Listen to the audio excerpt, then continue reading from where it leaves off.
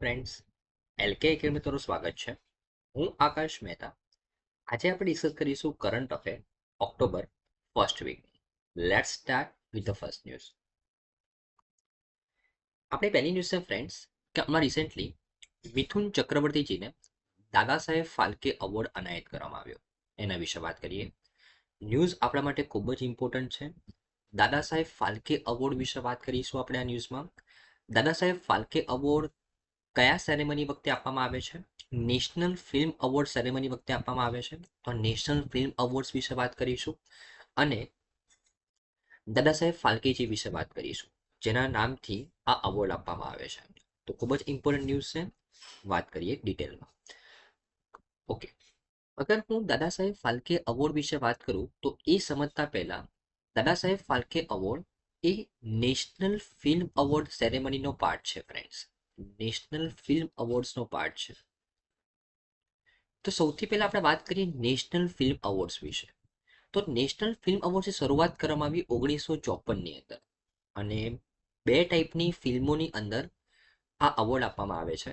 એક તો feature film category માટે અને નોન ફીચર ફિલ્મ કેટેગરી માટે. તો નેશનલ ફિલ્મ એવોર્ડ્સ એ બે ટાઈપની ફિલ્મ્સ માટે આપવામાં આવે, ફીચર ફિલ્મ અને નોન ફીચર ફિલ્મ. 1954થી આ એવોર્ડ આપવાનું શરૂ કરવામાં આવ્યું. નેશનલ ફિલ્મ એવોર્ડના વિજેતા, જો હું સૌથી પહેલા એક્ટર અને એક્ટ્રેસની વાત કરું તો નેશનલ ફિલ્મ એવોર્ડ સૌથી પહેલા નરગીસને મળ્યો રાત ઓર દિનમાં સારા અભિનય માટે. અને નેશનલ ફિલ્મ એવોર્ડ્સ અગર હું એક્ટરની અંદર વાત કરું તો ફર્સ્ટ એક્ટર જેમને નેશનલ ફિલ્મ એવોર્ડ આપવામાં આવ્યો એમનું નામ હતું ઉત્તમ કુમાર. એમનું નામ હતું ઉત્તમ કુમાર, જેમને એન્ટની ફિરંગી અને ચિડિયા ખાના માટે શ્રેષ્ઠ અભિનેતાનો એવોર્ડ જીતેલો હતો. તો એક્ઝામ પોઈન્ટ ઓફ વ્યૂથી નેશનલ ફિલ્મ એવોર્ડની શરૂઆત 1954માં કરવામાં આવી. નેશનલ ફિલ્મ એવોર્ડ જીતનાર સૌથી પહેલા અભિનેતા એ હતા ઉત્તમ કુમાર અને સૌથી પહેલી અભિનેત્રી એ હતી નરગીસ. ધ્યાનમાં રાખવાનું છે, બરાબર ને? ઓકે, નેશનલ ફિલ્મ એવોર્ડ એ કયા વ્યક્તિને આપવાનું એ કોણ નક્કી કરે? તો એના માટે એક જ્યુરી બનાવવામાં આવી છે, એક જજની પેનલ બનાવવામાં આવી છે. કોના દ્વારા જજની પેનલ બનાવવામાં આવી છે? તો directorate of national film festival એક સંસ્થા છે. એ સંસ્થાનું નામ છે directorate of national film festival. આ જે સંસ્થા છે એ મિનિસ્ટ્રી ઓફ ઇન્ફોર્મેશન એન્ડ બ્રોડકાસ્ટિંગના અંડરમાં કામ કરે છે. Ministry of information and broadcasting અંડરમાં સંસ્થા કામ કરે છે, director of national film festival. આ સંસ્થા દ્વારા જ્યુરીઝ અપોઇન્ટ કરવામાં આવી છે, જે નક્કી કરે કે કયા વ્યક્તિને કયો એવોર્ડ આપવામાં આવે, કયા વ્યક્તિને આ નેશનલ ફિલ્મ એવોર્ડ આપવો જોઈએ. બરાબર ને? ધ્યાનમાં રાખવાનું છે. Okay, right. હવે નેશનલ ફિલ્મ એવોર્ડ્સ વિશે વાત કરું તો આ એવોર્ડ્સનું આયોજન આ સંસ્થા, કઈ સંસ્થા? Directorate of the national film festival એ દર વર્ષે તેનું આયોજન કરે છે. આ સંસ્થા મિનિસ્ટ્રી ઓફ ઇન્ફોર્મેશન બ્રોડકાસ્ટિંગ અંડરમાં કામ કરે છે. આ રાષ્ટ્રીય ફિલ્મ પુરસ્કાર નેશનલ ફિલ્મ એવોર્ડ્સનો મુખ્ય ઉદ્દેશ્ય છે કે જે સિનેમા ઇન્ડસ્ટ્રીઝની અંદર જે સૌથી સારું કન્ટ્રીબ્યુશન કરે, બરાબર, તેને એવોર્ડ દર વર્ષે આપવામાં આવે. અને આનું એડમિનિસ્ટ્રેશન, આ અવોર્ડ્સનું એડમિનિસ્ટ્રેશન એ 1973થી આ સંસ્થા સંભાળી રહી છે, director of national film festival. Okay, અને કઈ ફિલ્મને આ અવોર્ડ આપવામાં આવે છે? તો એની એલિજિબિલિટીની વાત કરીએ તો એ પર્ટિક્યુલર ફિલ્મનું પ્રોડક્શન ભારતમાં થયેલું હોવું જરૂરી છે. એ ફિલ્મને central board of film certification દ્વારા પ્રમાણિત થયેલી હોવી જરૂરી છે, બરાબર. અને તે ફીચર ફિલ્મ અથવા નોન ફીચર ફિલ્મની કેટેગરીમાં હોવી જરૂરી છે, બરાબર ને? ઓકે, જો આ ત્રણ વસ્તુની લાયકાત હોય તો તે પર્ટિક્યુલર ફિલ્મને આ અવોર્ડ મળી શકે. આ આપણે વાત કરી નેશનલ ફિલ્મ એવોર્ડ વિશે, રાઈટ. હવે આપણે વાત કરીએ દાદા સાહેબ ફાલ્કે એવોર્ડ વિશે. દાદા સાહેબ ફાલ્કે એવોર્ડ જે અત્યારે રિસેન્ટલી આપવામાં આવેલો છે મિથુન ચક્રવર્તીજીને, તેમને 2022નો એવોર્ડ આપવામાં આવેલો છે. 2022ની સાલનો. 2021ની સાલનો એવોર્ડ એ જે ગયા વર્ષે અનાઉન્સ કરવામાં આવેલો હતો તે વહીદા રહેમાનજીને આપવામાં આવેલો હતો. અને જો બીજા રેસિપન્ટ વિશે વાત કરું તો 2020નો એવોર્ડ દાદા સાહેબ ફાલ્કે એવોર્ડ સુશ્રી આશા પારેખજી, 2019નો એવોર્ડ રજનીકાંતજી અને 2018નો એવોર્ડ અમિતાભ બચ્ચનજીને આપવામાં આવેલો હતો. દાદા સાહેબ ફાલ્કે એવોર્ડ ધ્યાનમાં રાખવાનું છે, બરાબર. હવે જો આ એવોર્ડ વિશે વાત કરું, દાદા સાહેબ ફાલ્કે એવોર્ડ વિશે, તો ફિલ્મ ઉદ્યોગના સન્માનનો ખૂબ જ પ્રતિષ્ઠિત આ એવોર્ડ છે. અને આ અવોર્ડ દાદા સાહેબ ફાલ્કેના નામથી આપવામાં આવે છે. જો દાદા સાહેબ ફાલ્કેની જો મૂળ નામ વિશે વાત કરું તો ધુંડીરાજ ગોવિંદ ફાળકે તેમનું મૂળ નામ હતું, જેમને ભારતની સૌથી પહેલી ફીચર ફિલ્મ બનાવી રાજા હરિશ્ચંદ્ર 1913ની અંદર. એમના કામથી, એમના કન્ટ્રીબ્યુશનથી પ્રભાવિત થઈને આપણે દાદા સાહેબ ફાલ્કે એવોર્ડનું અનાઉન્સમેન્ટ કરવામાં આવ્યું ભારત સરકાર દ્વારા, કે દર વર્ષે ફિલ્મ જગતમાં સૌથી સારું કન્ટ્રીબ્યુશન કરશે તે વ્યક્તિને દાદા સાહેબ ફાળકે એવોર્ડ આપવામાં આવશે. કારણ કે દાદા સાહેબ ફાળકે, જેમનું ઓરિજિનલ નામ હતું ધુંડીરાજ ગોવિંદ ફાળકે, તે સિનેમા જગતના પ્રણેતા હતા ફ્રેન્ડ્સ, બરાબર. અને 1913માં તેમને ભારતની પ્રથમ ફિલ્મ રાજા હરિશ્ચંદ્ર આપેલી હતી, બરાબર ને. Okay okay. અને દાદા સાહેબ ફાલ્કે એવોર્ડની જો વાત કરું તો 1969થી આ એવોર્ડ આપવાનો શરૂ કરવામાં આવ્યો. જો કન્ફ્યુઝન ન થવું જોઈએ, 1954થી નેશનલ ફિલ્મ એવોર્ડ્સ આપવાની શરૂઆત કરવામાં આવી ministry of information and broadcasting દ્વારા. અને નેશનલ ફિલ્મ એવોર્ડ્સની અંદર જ દાદા સાહેબ ફાલ્કે એવોર્ડની શરૂઆત કરવામાં આવી 1969થી, બરાબર ને. આ એવોર્ડ્સની અંદર 10 લાખ રૂપિયાનું રોકડ પુરસ્કાર, પ્રમાણપત્ર અને શાલનો સમાવેશ થાય છે. અને જે પણ વ્યક્તિએ એ ફિલ્મ ઇન્ડસ્ટ્રીની અંદર સૌથી સારું યોગદાન કર્યું હોય તેમને દર વર્ષે, બરાબર, આ એવોર્ડ આપવામાં આવે છે, બરાબર ને. ઓકે. સૌથી પહેલા રેસિપન્ટ જેમને દાદા સાહેબ ફાલ્કે એવોર્ડ આપવામાં આવેલો હતો તે રેસિપન્ટ હતા 1969ની અંદર દેવિકા રાણીજી, બરાબર ને. તો એમના વિશે આપણે વાત કરીશું અને દાદા સાહેબ ફાલ્કે વિશે વાત કરીએ હવે આપણે.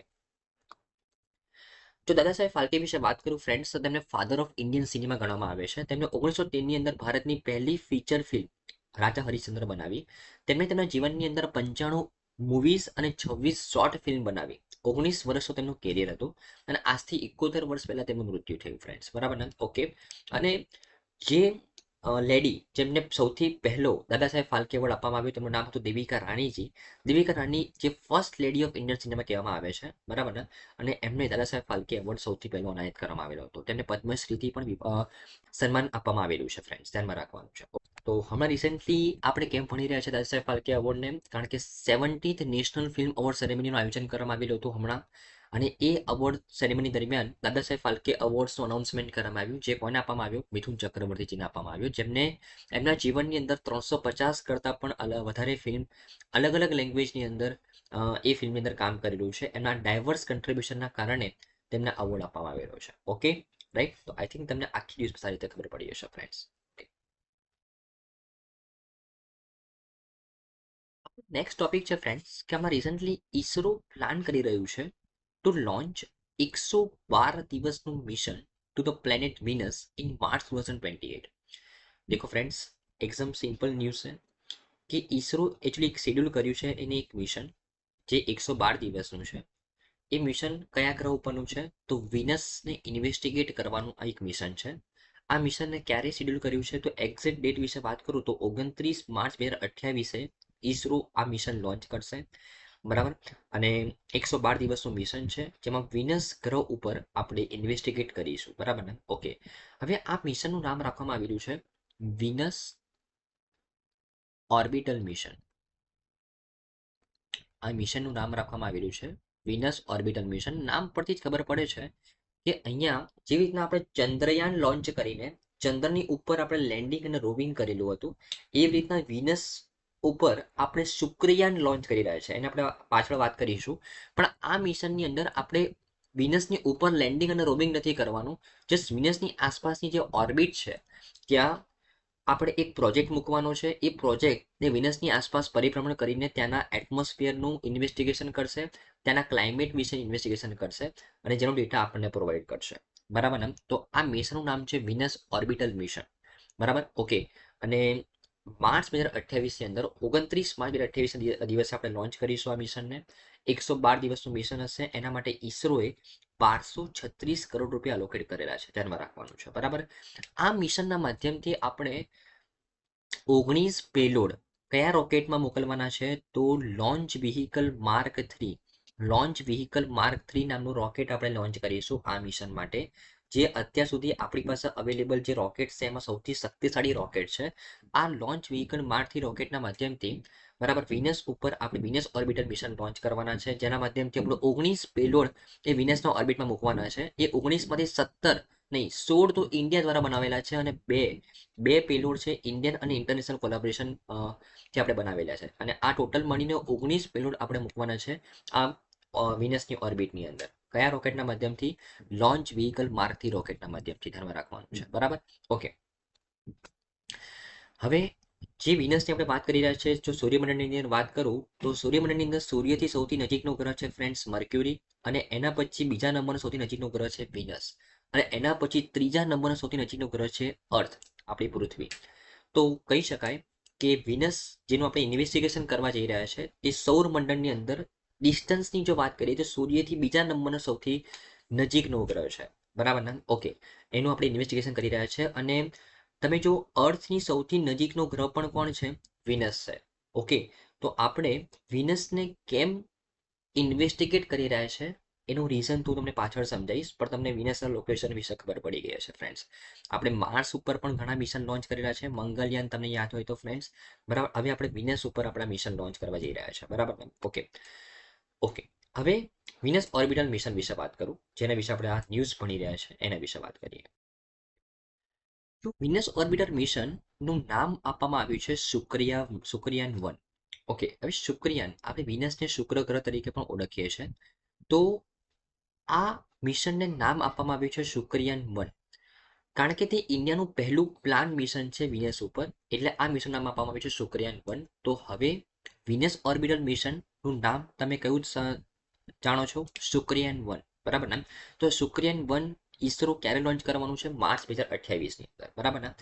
મેઇન ઉદ્દેશ્ય મેં તમને કીધું તે પ્રમાણે એનું મેઇન ઉદ્દેશ્ય શું છે ફ્રેન્ડ્સ? ક્લાઇમેટ, એટમોસ્ફેરિક કોમ્પોઝિશન અને ત્યાં જે સિસ્મિક એક્ટિવિટી થઈ રહી છે તેને ઇન્વેસ્ટિગેટ કરવાનો. તો વિનસની ઓર્બિટની આસપાસ ટોટલ 19 પેલોડ અહીંયા આપણે લોન્ચ કરીશું આ શુક્રયાન 1 મિશનની અંદર. કયા રોકેટના માધ્યમથી? લોન્ચ વ્હીકલ માર્ક 3 રોકેટના માધ્યમથી. બરાબર ને, ઓકે, રાઈટ, ઓકે. તો હવે ઇન્ડિયા એ વિનસને કેમ એક્સપ્લોર કરવા માંગે છે? તો ઇન્ડિયાની જો વાત કરું, જે રીતે મેં તમને વાત કર્યું કે અર્થની સૌથી નજીકનો ગ્રહ છે વિનસ. બરાબર, આ ઉપરાંત વિનસને અર્થના ટ્વિન તરીકે પણ ઓળખવામાં આવે છે, કારણ કે વિનસ અને અર્થનું માસ, ડેન્સિટી અને સાઇઝ સરખા છે. બરાબર, અને સાયન્ટિસ્ટ માને છે કે વિનસની અંદર આજથી વર્ષો પહેલા ઘણું બધું વોટર હતું, પરંતુ તમે જોયું કે સૂરજથી બીજા નંબરનો સૌથી નજીકનો ગ્રહ છે, એના કારણે એનું ટેમ્પરેચર તમે જુઓ કે એનું સરફેસ ટેમ્પરેચર 462 ડિગ્રી સેલ્સિયસ છે. આટલી હોટર એટમોસ્ફિયરના કારણે તેનું જે અર્થ ત્યાંના જે સરફેસ પર જે વોટર હતું, બરાબર, એ બધું ઇવોપરેટ થઈ ગયું. અત્યારે એ ગ્રહ એકદમ ડ્રાય અને ડસ્ટી થઈ ગયો છે ફ્રેન્ડ્સ. બરાબર ને. તો અર્થનો સૌથી નજીકનો ગ્રહ છે, બરાબર, એના માટે અર્થના ઇવોલ્યુશનને જાણવા માટે વિનસનું સ્ટડી કરવું ખૂબ જ ઇમ્પોર્ટન્ટ છે. બરાબર ને. એના માટે આપણે મંગળનું પણ સ્ટડી કરી રહ્યા છે, મંગળ ગ્રહનું, કારણ કે એ પણ અર્થનો સૌથી નજીકનો ગ્રહ છે. બરાબર ને, ઓકે. તમે અહીંયા જુઓ કે અર્થની એક તરફ છે વિનસ અને અર્થની એક તરફ છે મંગળ. બરાબર, તો આ બંને ગ્રહનું ઇન્વેસ્ટિગેશન કરવું ખૂબ જ જરૂરી છે, જેથી કરીને આપણે અર્થના ઇવોલ્યુશન વિશે આપણે જાણકારી મેળવી શકીએ. બરાબર ને, ઓકે. ઓકે, હવે જો આવનારા મિશન્સની વાત કરું તો જે રીતના ઇન્ડિયા એ 2028ની અંદર વિનસ ગ્રહ ઉપર શુક્રયાન 1 લોન્ચ કરવાની વાત કરી રહ્યું છે, તે રીતના નાસા ડેવિન્સી નામનો મિશન લોન્ચ કરવાનું છે 2029ની અંદર, અને વેરિટાસ 2031 અંદર લોન્ચ કરવાનું છે વિનસની ઉપર ઇન્વેસ્ટિગેશન કરવા માટે. યુરોપિયન સ્પેસ એજન્સી એનવિઝન નામનું મિશન લોન્ચ કરવાનું છે 2030ની અંદર, અને રશિયા એ વેનેરા ડી મિશન લોન્ચ કરવાનું છે, જે અંડર ડેવલપમેન્ટ ફેઝની અંદર છે. આ બધા મિશન એ પહેલી વાર નથી લોન્ચ થઈ રહ્યા વિનસની ઉપર. વિનસની ઉપર ભૂતકાળમાં પણ ઘણા બધા મિશન લોન્ચ થઈ રહ્યા છે. હાલાકી ઇન્ડિયા પહેલી વાર લોન્ચ કરી રહ્યું છે, પરંતુ જે ડેવલપ કન્ટ્રી છે તે ઓલરેડી વિનસની ઉપર મિશન લોન્ચ કરી ચૂકેલા છે. બરાબર, તો મરીનર સિરીઝ યુએસ દ્વારા લોન્ચ કરવામાં આવી હતી 1962 થી 1974 દરમિયાન. રશિયા દ્વારા વેનેરા સિરીઝ લોન્ચ કરવામાં આવી હતી 1968 થી 1983 દરમિયાન. જાપાન દ્વારા રિસન્ટલી 2015માં આકાશસુકી મિશન લોન્ચ કરવામાં આવેલું હતું, અને યુરોપ દ્વારા વિનસ એક્સપ્રેસ 2005માં લોન્ચ કરવામાં આવેલું હતું. તો ઓલરેડી વિનસની ઉપર ઘણા બધા મિશન લોન્ચ થઈ ચૂકેલા છે, પરંતુ અત્યારે બધી કન્ટ્રીઝ ફરીથી કેમ મિશન લોન્ચ કરી રહી છે વિનસની ઉપર? બીકોઝ 2020ની અંદર વિનસની ઉપર એક ફોસ્ફીન નામનો ગેસ ડિસ્કવર થયેલો છે. બરાબર, જેની અંદર પોટેન્શિયલ છે બાયોમેકર બનાવવાનું, બાયોમાર્કરનો પોટેન્શિયલ છે. એના માટે દુનિયાની જે ડેવલપ કન્ટ્રીઝ છે તેની પાસે સ્પેસથી સારી એવી ટેકનોલોજી છે, તે વિનસ ઉપર ફરીથી ફોકસ કરી રહ્યા છે. બરાબર, અને એના કારણે જ 2028, 29, 31, 30 આ વર્ષોની અંદર વિનસ ઉપર ફરીથી એક્સપ્લોરેશન શરૂ થશે આ કન્ટ્રીઝ દ્વારા. બરાબર ને. ભારતનું પહેલું મિશન છે, ધ્યાનમાં રાખવાનું છે. Okay, right, okay. હવે આપણે વાત કરીએ વિનસ વિશે, શુક્ર ગ્રહ વિશે. તો આ વિનસનું નામ એ પ્રેમ અને સૌંદર્યની જે રોમન દેવી છે એના નામ પરથી પાડવામાં આવેલું છે. અને ચંદ્ર પછી રાત્રિના આકાશમાં બીજો સૌથી બ્રાઇટેસ્ટ ગ્રહ છે વિનસ, ધ્યાનમાં રાખવાનું છે, બરાબર ને. અને એની એક ખાસિયત એવી છે કે સૂર્યમંડળમાં 9 ગ્રહ છે, એની અંદર માત્ર વિનસ અને યુરેનસ આ બંને ગ્રહ એવા છે જે પોતાની ધરી પર ક્લોકવાઇઝ ફરે છે. બાકીના બધા જ ગ્રહ પોતાની ધરી પર એન્ટી ક્લોકવાઇઝ ફરે છે, ધ્યાનમાં રાખવાનું છે. તો એની આ કેરેક્ટરિસ્ટિક ધ્યાનમાં રાખવાની છે. આ ઉપરાંત જો હું શુક્ર ગ્રહ પરનો એક દિવસની વાત કરું તો શુક્ર પરનો એક દિવસ એ 1 વર્ષ કરતા લાંબો છે. કેમ? કારણ કે શુક્રને પોતાની ધરી ઉપર એક ચક્કર પૂરું કરતા, હવે જો ફ્રેન્ડ્સ એક સિમ્પલ લોજિક છે. આપણા પૃથ્વી ઉપર એક દિવસ ક્યારે થાય કે જ્યારે પૃથ્વી પોતાની ધરી પર એક ચક્ર પૂરું કરે. અને આપણા પૃથ્વી પર એક વર્ષ ક્યારે થાય? જ્યારે પૃથ્વી સૂર્યની આસપાસ એક ચક્કર પૂરું કરે, બરાબર. તો શુક્રની અંદર શુક્ર પોતાની ધરી ઉપર એક પરિભ્રમણ પૂરું કરવા માટે 243 દિવસ લગાવે છે. 243 પૃથ્વી પરના જે દિવસ છે એટલા દિવસ લગાવે છે. અને શુક્ર એ સૂર્યની આસપાસ એક પરિભ્રમણ પૂરું કરવા માટે 224.7 દિવસ લગાવે છે. તમે જુઓ, મતલબ શુક્ર પોતાની ધરી પર એક પરિભ્રમણ પૂરું કરવા માટે વધારે સમય લે છે કમ્પેર ટુ સૂર્યની આસપાસ પરિભ્રમણ પૂરું કરવા માટે જેટલો સમય લે છે એના કરતા. મતલબ શુક્ર પરનો એક દિવસ તેના 1 વર્ષ કરતા લાંબો હોય છે. ધ્યાનમાં રાખવાનું છે ફ્રેન્ડ્સ, બહુ જ ઇમ્પોર્ટન્ટ ફેક્ટ છે, બરાબર ને. Okay okay. આ ઉપરાંત શુક્રને પૃથ્વીના જોડિયા તરીકે પણ કહેવામાં આવે છે, જે આપણે વાત કરી, કારણ કે તેના દળ, કદ અને ઘનતા એ સમાન છે, બરાબર ને. અને શુક્ર ઉપર જે પૃથ્વીનું વાતાવરણ દબાણ છે એ 90 ગણું છે, ધ્યાનમાં રાખવાનું છે, બરાબર ને. તો આઈ થિંક તમને સારી રીતે ખબર પડી હશે. તો વિનસ મિશન આપણે લોન્ચ કરવા જઈ રહ્યા છે 2028ની અંદર. શુક્રિયાન 1 લોન્ચ વ્હીકલ માર્ક 3 ના માધ્યમથી આપણે પાસ્ટ મિશન વિશે ભણ્યા, આવનારા મિશન્સ વિશે પણ ભણ્યા, અને આ મિશનનો મુખ્ય ઉદ્દેશ્ય શું છે એના વિશે પણ ભણ્યા. ઓકે, તો આઈ થિંક તમને સારી રીતે ખબર પડી હશે ફ્રેન્ડ્સ. ઓકે, આપણો નેક્સ્ટ ટોપિક છે ફ્રેન્ડ્સ, ખૂબ જ ઇમ્પોર્ટન્ટ છે. કે ઇન્ડિયાનું જે ફોરેક્સ રિઝર્વ છે, બરાબર, એ પહેલી વખત $700 બિલિયન લેન્ડમાર્કને ક્રોસ કરી ચૂકેલું છે. એના વિશે વાત કરીએ. આ ન્યૂઝમાં આપણે ભણીશું કે ફોરેક્સ રિઝર્વ શું છે એના વિશે જોઈશું, બરાબર ને. અને ઇન્ડિયા $700 બિલિયન ફોરેક્સ રિઝર્વ ધરાવતો ચોથો દેશ બન્યો છે, બરાબર ને. આ લેન્ડમાર્કને ક્રોસ કરનારો ચોથો દેશ બન્યો છે. તો આ ન્યૂઝ વિશે આપણે સમજીએ, બરાબર. તો આ ગ્રાફ પર તમે જોઈ શકો છો કે 2015માં ઇન્ડિયાનું જે ફોરેક્સ રિઝર્વ હતું એ $300 બિલિયન આસપાસ હતું. અને જે 9 વર્ષના સમયગાળાની અંદર 2024ની અંદર $700 બિલિયન સુધી પહોંચી ચૂકેલું છે, બરાબર ને. ધ્યાનમાં રાખવાનું છે. Okay, right. તો આ જર્ની વિશે વાત કરીએ. સૌથી પહેલા આ ન્યૂઝને સમજતા પહેલા ફોરેક્સ રિઝર્વ વિશે વાત કરીએ. તો કોઈ પણ દેશના ફોરેક્સ રિઝર્વની અંદર 4 રિઝર્વને મેઝર કરવામાં આવે કે એક પર્ટિક્યુલર દેશ પાસે ફોરેન કરન્સી કેટલી છે, એક પર્ટિક્યુલર દેશ પાસે ગોલ્ડ કેટલું છે, એક પર્ટિક્યુલર દેશ પાસે સ્પેશિયલ ડ્રોઈંગ રાઇટ્સ કેટલા છે, અને એક પર્ટિક્યુલર દેશ પાસે આઈએમએફની અંદર એની પોઝિશન કેવી છે. આ 4 વસ્તુનું મેઝરમેન્ટ કરીને કોઈ પણ દેશની સેન્ટ્રલ બેંક તેના ફોરેક્સ રિઝર્વનું મેઝરમેન્ટ કરે. અને આ ફોરેક્સ રિઝર્વ ટોટલ મળીને ભારતનું અત્યારે $704 બિલિયન થયો છે, જે અત્યાર સુધી સૌથી હાઈએસ્ટ છે. અને પહેલી વખત ભારતે $700 બિલિયન ફોરેક્સ રિઝર્વનો લેન્ડમાર્ક ક્રોસ કર્યો છે.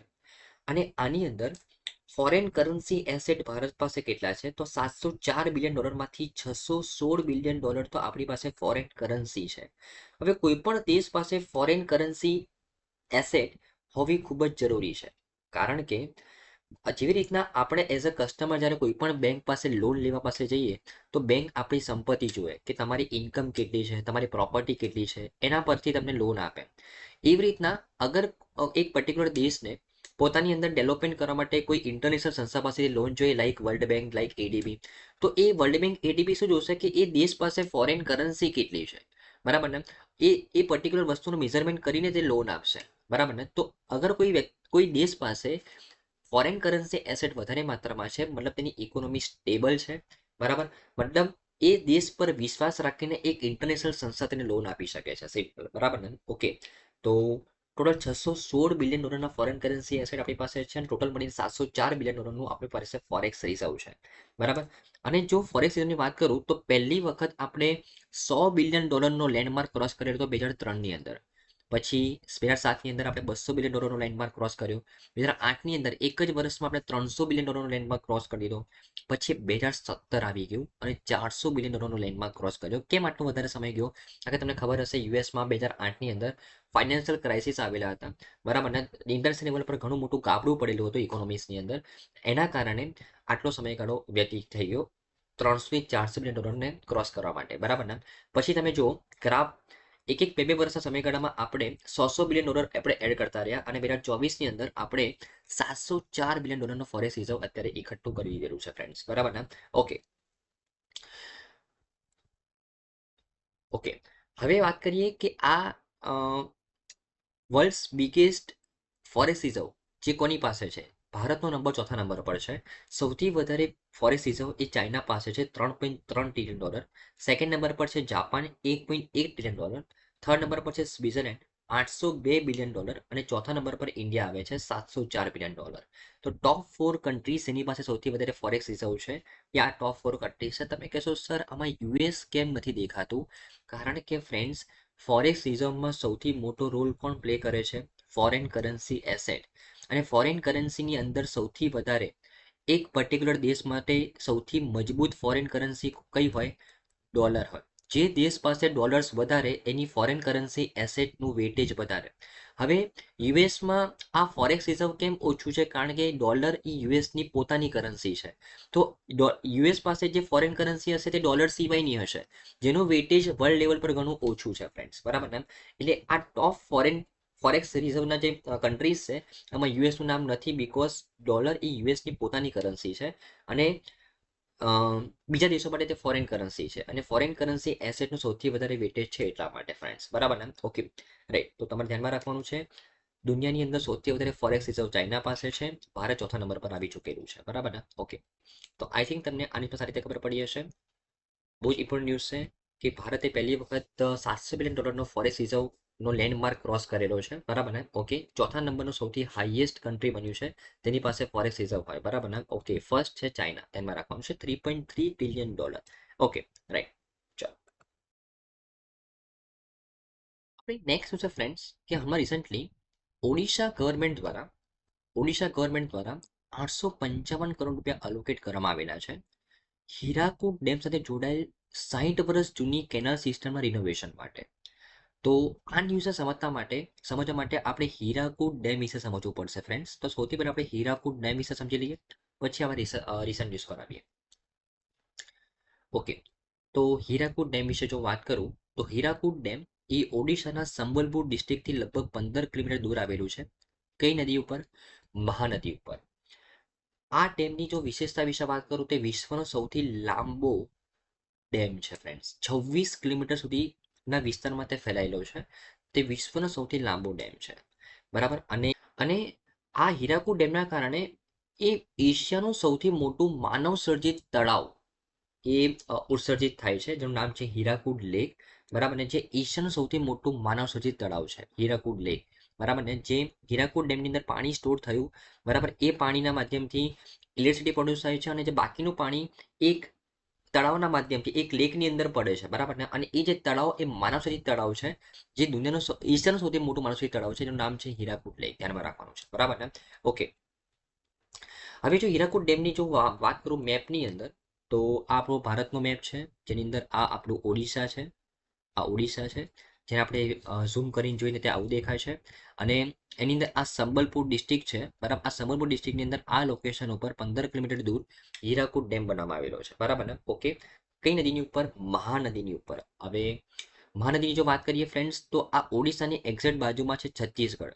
તો છત્તીસગઢની અંદર તેનું ઓરિજિનેશન થાય છે, પછી તે ઓડિશામાં પ્રવેશે છે અને આ લોકેશન ઉપર સંબલપુર ડિસ્ટ્રિક્ટમાં હીરાકુડ ડેમ બનાવવામાં આવેલો છે આ નદીની ઉપર, બરાબર ને. ઓકે, અને આ મહાનદી પછી ઓડિશાની અંદર પસાર થઈને અને અહીંયા બે ઓફ બંગાળમાં તે ખાલી થઈ જાય છે ફ્રેન્ડ્સ, બે ઓફ બંગાળમાં તે ભળી જાય છે, બરાબર ને. તો મહાનદીની જો વાત કરીએ તો છત્તીસગઢની અંદર તેનું ઓરિજિનેશન થાય છે, બરાબર. ઓડિશામાંથી તે પસાર થાય છે અને બે ઓફ બેંગાલમાં તે ખાલી થાય છે, તે પડી જાય છે, સિમ્પલ, બરાબર ને. ઓકે, હવે હીરાકુડ ડેમ એ ઓડિશા ગવર્મેન્ટ દ્વારા કેમ બનાવવામાં આવ્યો? કારણ કે આજે સંબલપુર ડિસ્ટ્રિક્ટની આસપાસના વિસ્તારમાં લાઈક કટક, પુરી, ત્યાં ખૂબ જ બહાડ આવતા હતા ફ્રેન્ડ્સ, બરાબર, અને ખૂબ જ ફ્લડ આવતા હતા. તે ફ્લડને મિટિગેટ કરવા માટે, બરાબર, અને આ મહાનદીના પાણીને રેગ્યુલેટ કરવા માટે આ ડેમ બનાવવામાં આવ્યો, હીરાકુડ ડેમ, જે વિશ્વનો સૌથી લાંબો ડેમ છે. 26 કિલોમીટર લંબાઈ ધરાવતો આ ડેમ છે. તમે જોઈ શકો છો ફ્રેન્ડ્સ, આ હીરાકુડ ડેમ જે દુનિયાનો સૌથી લાંબો ડેમ છે તે આ રીતનો દેખાય છે, બરાબર ને? ઓકે, 26 કિલોમીટર લાંબો ડેમ છે, બરાબર. અને 1948માં તેનું કન્સ્ટ્રક્શન શરૂ થયેલું હતું અને 1953માં તે પૂર્ણ થયું. અને તેનું જે ઓપરેશન છે એ 1957માં શરૂ કરવામાં આવ્યું. એ સમયના વડાપ્રધાન આપણા જવાહરલાલ નહેરુ દ્વારા તેનું ઉદ્ઘાટન કરવામાં આવેલું હતું. અને મહાનદીના પ્રવાહને નિયંત્રિત કરવા માટે અને પૂરને ઘટાડવા માટે આ ડેમ બનાવેલો હતો, બરાબર ને? ઓકે.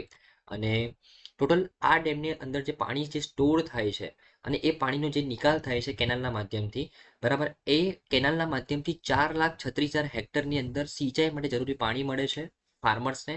બોલિંગર, સુવર્ણપુર, બારગઢ અને સંબલપુર જિલ્લામાં જે રવિ પાકના 1,08,385 હેક્ટર અને ખરીફ પાકના 1,55,635 હેક્ટરની સિંચાઈને તે પાણી પ્રોવાઈડ કરે છે. આ ઉપરાંત જો આ ડેમની જો હું પાવર જનરેશન કેપેસિટીની વાત કરું, 360 મેગાવોટની આસપાસ તે પાવર જનરેશન ક્રિએટ કરી શકે છે. અને કટક અને પુરી જિલ્લામાં પૂરને મિટિગેટ કરવા માટે આ ડેમ ખૂબ જ ઇમ્પોર્ટન્ટ રોલ પ્લે કરે છે ફ્રેન્ડ્સ, બરાબર ને? ઓકે. અને જે નદી ઉપર આ ડેમ બનાવવામાં આવેલો છે એ નદીની જો વાત કરું, મહાનદી, તો મહાનદી એ પૂર્વ મધ્ય ભારતની જે મુખ્ય નદી છે, બરાબર. અને આ મહાનદીની ઉપર હીરાકુડ ડેમ બનાવવામાં આવ્યો અને હીરાકુડ ડેમના કારણે ત્યાં મહાનદી ખૂબ જ જાણીતી છે. 1947 ભારત આઝાદ થયા પછી ભારતનો સૌથી મોટો પ્રોજેક્ટ હતો રિવર મલ્ટીપર્પઝ રિવર પ્રોજેક્ટ હતો હીરાકુડ ડેમ, જે મહાનદી પર બનાવવામાં આવ્યો. મહાનદીનું ઓરિજિનેશન છત્તીસગઢની અંદર થાય છે, ઓડિશામાંથી તે પસાર થાય છે અને તે પછી બે ઓફ બેંગાલની અંદર પડી જાય છે, સિમ્પલ, બરાબર ને? ઓકે. અને અત્યારે આપણે રિસેન્ટ ન્યૂઝમાં કેમ ભણી રહ્યા છે ફ્રેન્ડ્સ, તો જે હીરાકુડ ડેમની અંદર જે કેનાલ છે, જે 60 વર્ષ જૂની જે કેનાલ છે હીરાકુડ ડેમની, એ કેનાલને અહીંયા રિનોવેટ કરવાની વાત થઈ રહી છે, જેથી કરીને ઇરિગેશન માટે જે વોટર મળી રહ્યું છે ફાર્મર્સને તેની એફિશિયન્સીમાં વધારો થાય, બરાબર ને? તો એના માટે ઓડિશા ગવર્મેન્ટ દ્વારા 855 કરોડ રૂપિયા એલોકેટ કરવામાં આવેલા છે. એટલા માટે આપણે આ ન્યૂઝમાં ભણી રહ્યા છે, બરાબર ને? ઓકે. તો એક્ઝામ પોઈન્ટ ઓફ વ્યૂથી હીરાકુડ ડેમ આપણા માટે ખૂબ જ ઇમ્પોર્ટન્ટ છે એક્ઝામ પોઈન્ટ ઓફ વ્યૂથી. ઓકે, ચલો. કારણ કે દુનિયાનો સૌથી લાંબો ડેમ છે એટલા માટે. અને એશિયાનું સૌથી મોટું માનવસર્જિત તળાવ હીરાકુડ તળાવ પણ આ હીરાકુડ ડેમના માધ્યમથી જે પાણી મળી રહ્યું છે કેનાલના માધ્યમથી, એના દ્વારા તે બનાવવામાં આવેલું છે. Okay, right. તો આઈ થિંક તમને સારી રીતે ખબર પડી હશે ફ્રેન્ડ્સ. નેક્સ્ટ ન્યૂઝ ફ્રેન્ડ્સ, કે હમણાં રિસેન્ટલી આર્મ ફોર્સિસ મેડિકલ સર્વિસીસના નવા હેડ તરીકે પહેલીવાર કોઈ વુમેન ઓફિસરને અપોઇન્ટ કરવામાં આવેલા છે. એ વુમેન ઓફિસરનું નામ છે ફ્રેન્ડ્સ આરતી સારી. ધ્યાનમાં રાખવાનું છે, ખૂબ જ ઇમ્પોર્ટન્ટ અપોઇન્ટમેન્ટ છે એક્ઝામ પોઈન્ટ ઓફ વ્યૂથી. સૌથી પહેલા આર્મ ફોર્સિસ મેડિકલ સર્વિસની વાત કરીએ ફ્રેન્ડ્સ, તો જે આર્મ ફોર્સિસ આપણા દેશમાં, આર્મ ફોર્સિસની અંદર 3 ફોર્સ આવે, એરફોર્સ, નેવી અને આર્મી. જો આ જે ત્રણ ફોર્સિસમાં મેડિકલ સર્વિસ માટે જે પોલિસીસ વગેરે જે મેટર છે, બરાબર ને? મેડિકલ સર્વિસની અંદર કઈ કઈ પોલિસી, કયા કયા રૂલ્સ એન્ડ રેગ્યુલેશન્સ ઉપર કામ કરવાનું છે, આ દરેક વસ્તુ કોણ હેન્ડલ કરે છે? તો arm forces medical service handle કરે છે. સિમ્પલ ભાષામાં કહું તો આપણે જે આર્મ ફોર્સિસ છે એની મેડિકલ સર્વિસને હેન્ડલ કરવાનું કામ છે આર્મ ફોર્સિસ મેડિકલ સર્વિસનું, સિમ્પલ. અને એના હેડ બનાવવામાં આવેલા છે આરતી સારીનજી. ઇમ્પોર્ટન્ટ કેમ છે? પહેલી વાર કોઈ મહિલાને આર્મ ફોર્સિસ મેડિકલ સર્વિસના હેડ બનાવવામાં આવેલા છે. હવે આ જે મહિલા છે આરતી સારીનજી, એ કોઈ નોર્મલ મહિલા નથી ફ્રેન્ડ્સ. આ મહિલા આરતી સારીનજી દ્વારા ઇન્ડિયન એરફોર્સના, ઇન્ડિયન આર્મ ફોર્સની 3 બ્રાન્ચમાં કામ કરવામાં આવી ચૂકેલું છે. એમને એરફોર્સની અંદર જો વાત કરું ફ્રેન્ડ્સ, તો એઝ અ એર માર્શલ કામ કરેલું છે. નેવીની અંદર એમને સર્જન લેફ્ટનન્ટથી સર્જન વાઇસ એડમિરલ સુધીની પોસ્ટ ઉપર કામ કરેલું છે.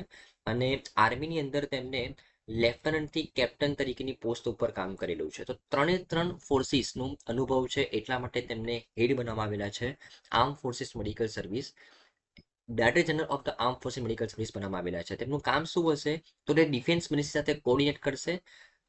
કઈ બાબતમાં? તો medical policy which is related to the arm forces, બરાબર ને? ધ્યાનમાં રાખવાનું છે. તો સિમ્પલ ન્યૂઝ હતી, તમને ખબર હોવી જોઈએ ફ્રેન્ડ્સ. ઓકે. આ ઉપરાંત અનામિકા રાજીવ, જે પહેલી મહિલા ચોપર પાયલોટ બની છે ઇન્ડિયન નેવીની. પહેલી વાર ઇન્ડિયન નેવીએ હેલિકોપ્ટર પાયલોટ તરીકે કોઈ વુમેનનું અપોઇન્ટમેન્ટ કરેલું છે. એનું નામ છે અનામિકા રાજીવ. ધ્યાનમાં રાખવાનું છે. અનામિકા રાજીવ જે ઇન્ડિયન નેવીની અંદર સબ લેફ્ટનન્ટ તરીકે કામ કરતી હતી અને હવે જે first women chopper pilot Indian નેવીની બની છે. ધ્યાનમાં રાખવાનું છે. ઓકે, હવે આ બંને ન્યૂઝ ઉપરથી આપણને એક સ્ટેટિક ડેટા ખબર હોવી જોઈએ કે ભારતમાં આર્મ ફોર્સિસની અંદર મહિલાઓની સ્થિતિ શું છે. તો પહેલી વખત ઇન્ડિયન એરફોર્સે 2016ની અંદર 3 ફાઇટર પ્લેન MiG-21, સુકોઈ 30 MK1 અને રફેલ, આ 3 ફાઇટર પ્લેનને ઉડાવવા માટે 3 મહિલા ફાઇટર પાયલોટને અપોઇન્ટમેન્ટ કર્યું.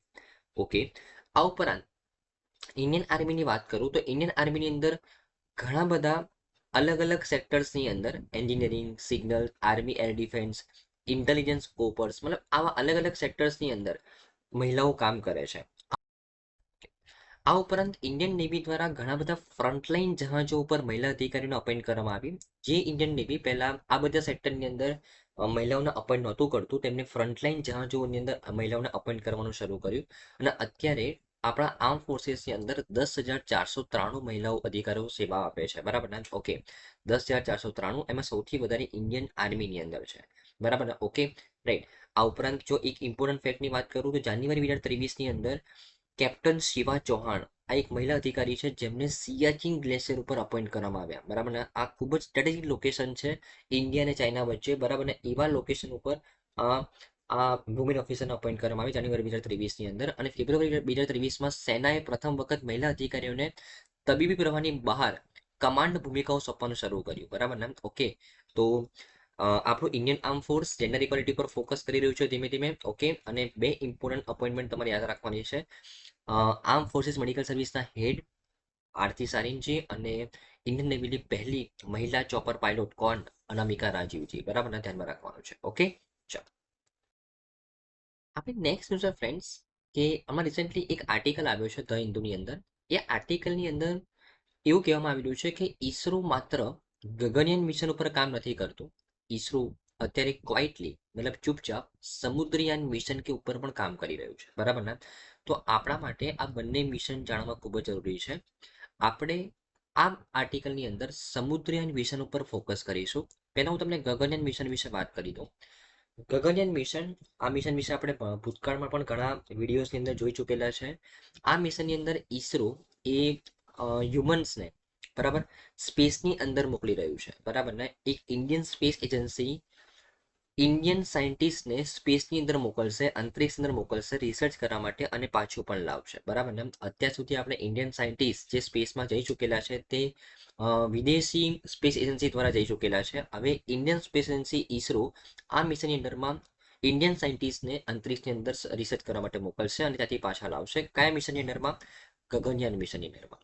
એવું જ એક મિશન છે સમુદ્રયાન મિશન, જેની અંદર હ્યુમન્સને સમુદ્રની નીચે 6,000 મીટર નીચે રિસર્ચ કરવા માટે મોકલવામાં આવી રહ્યા છે સમુદ્રયાન મિશનની અંદરમાં. બરાબર ને? ઓકે, અને આ સમુદ્રની નીચે 6,000 મીટર સુધી હ્યુમન્સને લઈ કોણ જશે? તો એ વ્હીકલ છે મત્સ્ય 6000. આ વ્હીકલનું નામ છે. બરાબર, આ મત્સ્ય 6000 એ હ્યુમન્સને સમુદ્રની નીચે 6,000 મીટર, 6 કિલોમીટર નીચે રિસર્ચ કરવા માટે લઈ જશે. તો આ મત્સ્ય 6000 જે વ્હીકલ છે, સબમર્સિબલ વ્હીકલ, એ કયા મિશનની અંદરમાં તૈયાર થઈ રહ્યું છે? સમુદ્રયાન મિશન અંદરમાં તૈયાર થઈ રહ્યું છે. આ વ્હીકલને ડેવલપ કોણ કરી રહ્યું છે ફ્રેન્ડ્સ? જો આ વ્હીકલ આવું લાગે છે મત્સ્ય 6000. બરાબર, આ મત્સ્ય 6000 ને ડેવલપ કોણ કરી રહ્યું છે? તો national institute of ocean technology, જે મિનિસ્ટ્રી ઓફ અર્થ સાયન્સની અંદરમાં કામ કરે છે. આ મિનિસ્ટ્રી ઓફ અર્થ સાયન્સ અંદરમાં કામ કરતી આ સંસ્થા એ મત્સ્ય 6000 ને ડેવલપ કરી રહી છે, જે સમુદ્રની નીચે 6,000 મીટર નીચે આપણા હ્યુમન્સને લઈ જશે સમુદ્રની અંદર રિસર્ચ કરવા માટે. કયા મિશનની અંદરમાં? સમુદ્રયાન મિશનની અંદરમાં. બરાબર, ઓકે, રાઈટ. હવે આનો ઉદ્દેશ્ય મેં તમને કીધું. આ ઉપરાંત જો આ વ્હીકલની વિશેષતા વિશે વાત કરું તો આ વ્હીકલ એ સમુદ્રની નીચે આટલા ડીપ સીની અંદર 12 કલાક સુધી સતત કામ કરી શકે છે. આ ઉપરાંત કટોકટીના કિસ્સામાં, ઇમરજન્સી સિચ્યુએશનમાં તે 96 કલાક સુધી ઓપરેશનલ કન્ડિશનમાં રહી શકે છે. બરાબર ને? કમ્પ્લીટ સેફટી સાથે, સિમ્પલ. બરાબર ને? ઓકે, અને સમુદ્રની નીચે 5,000 મીટરથી વધુ ઊંડાઈની ઉપર એક્સપ્લોરેશન કરવાવાળો દેશ એ ભારત 6થો દેશ બનશે જ્યારે આ મિશન કમિશન થઈ જશે ત્યારે. અત્યાર સુધી કયા કયા 5 દેશોએ આવું મિશન લોન્ચ કરેલું છે? તો યુએસ, રશિયા, જાપાન, ફ્રાન્સ અને ચીન એ 5 દેશો અત્યાર સુધી સમુદ્રની અંદર 5,000 મીટર કરતા પણ વધારે ઊંડાઈ ઉપર એક્સપ્લોરેશન માટે મિશન લોન્ચ કર્યું છે. ભારત છઠ્ઠો દેશ બનશે, ધ્યાનમાં રાખવાનું છે. Okay, right. હવે તમે કહેશો સર અહીંયા ઈસરોની વાત ક્યાંથી આવી? તો સમુદ્રની અંદર આ સમુદ્રયાન મિશનની અંદરમાં આ વ્હીકલ ડેવલપ કરવા માટે સમુદ્રની અંદર તમને ખબર હોય ફ્રેન્ડ્સ ઘણું પ્રેશર હોય. 6,000 મીટર નીચે કેટલું બધું પ્રેશર હશે, તો એ પ્રેશરને હેન્ડલ કરવા માટે જે એડવાન્સ મટીરિયલ અને એન્જિનિયરિંગ જોઈએ, એ એડવાન્સ મટીરિયલ અને એન્જિનિયરિંગ માટે national institute of ocean technology દ્વારા કોની સાથે પાર્ટનરશિપ કરવામાં આવી છે?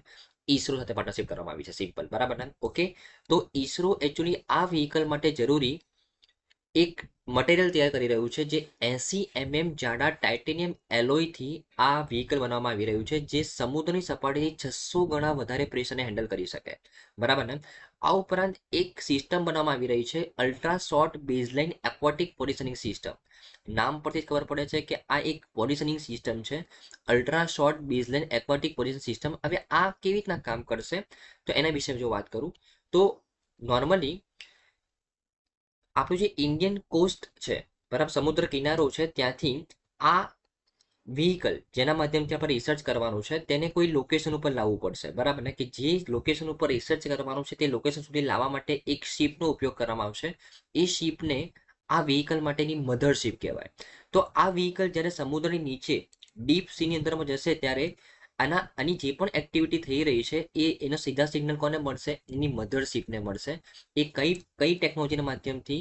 તો આ ultra short baseline aquatic position સિસ્ટમના માધ્યમથી. જે કોણ ડેવલપ કરી રહ્યું છે? ઈસરો ડેવલપ કરી રહ્યું છે. તો મટીરિયલ અને એડવાન્સ ટેકનોલોજી ડેવલપ કરવા માટે Indian institute of ocean technology દ્વારા કોની સાથે પાર્ટનરશિપ કરવામાં આવી છે? ઈસરો સાથે પાર્ટનરશિપ કરવામાં આવી છે. સિમ્પલ, બરાબર ને? Okay, right. તો સિમ્પલ ન્યૂઝ હતી ફ્રેન્ડ્સ કે હમણાં રિસેન્ટલી એક આર્ટિકલ આવેલો છે. એમાં આર્ટિકલમાં એવું લખવામાં આવેલું છે કે ગગનયાન મિશન જ નહીં, ઈસરો સમુદ્રયાન મિશનની ઉપર પણ કામ કરી રહ્યું છે. તો કેવી રીતના કામ કર્યું છે આઈ થિંક તમને ખબર પડવામાં આઈ થિંક તમને ખબર પડી હશે ફ્રેન્ડ્સ. બરાબર ને? ઓકે, ચલો. તો આઈ થિંક ફ્રેન્ડ્સ આની તમામ ન્યૂઝમાં તમને સારી રીતે ખબર પડી હશે. Thank you friends, by.